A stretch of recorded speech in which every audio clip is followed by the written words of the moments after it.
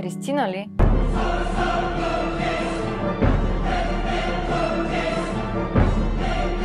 Айде сега да си ходи при нея. Христина да ти готви, Христина да те пере, Христина да те глади, Христина да посреща майка ти. Какво прави, Вера? Ще ходим някъде на почивка ли? Ще ходим.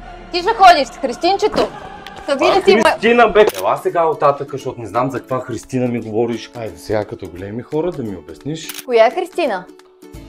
Бера, сега ще обясня. Това е Христина. Христина Козметикс. Една кутия за теб и една скромничка за мен. Може да си отвориш да си я видиш. Види колко много неща имаш. С ароматна ягода. Като тебе ягодка малко сладка. Малина. Моето малко мъфенче. Тофина. Леко си кисело понякога. Колко си мил. Много ти благодаря. Няма за какво. Христина Козметикс. Единствената Христина, която можеш да обичаш без скандал.